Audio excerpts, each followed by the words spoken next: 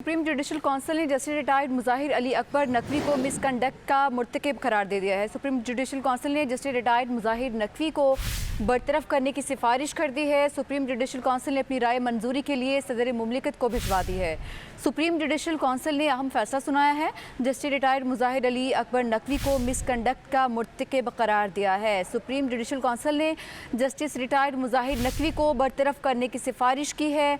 Supreme judicial council ने अपनी राय मंजूरी के लिए सदर पाकिस्तान को भी भिजवा दी है। तफसीलात से आगाह करेंगे नुमाइंदा वसीम मलिक। वसीम बताइए।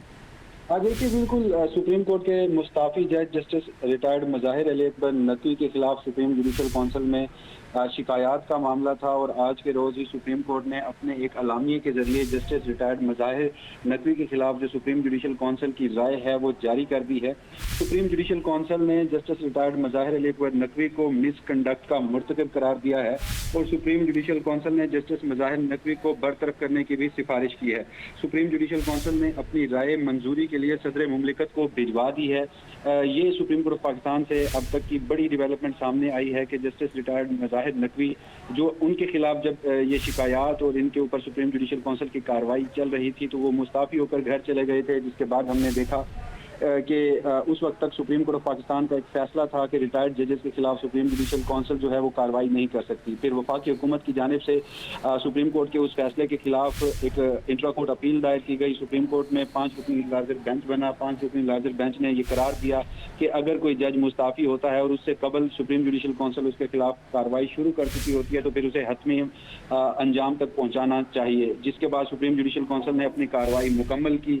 आज से चंद रोज़ कबल ही कार्रवाई को महफूज किया गया था और आज के रोज़ बाकायदा तौर पर सुप्रीम कोर्ट ने अपने कलामिये के जरिए बता दिया है कि जो जस्टिस रिटायर्ड मुज़ाहिर नकवी हैं उनके खिलाफ जो मिसकंडक्ट की मुताद्दिद शिकायत थी उसमें वो मिसकंडक्ट के मुर्तकिब करार दिए गए हैं।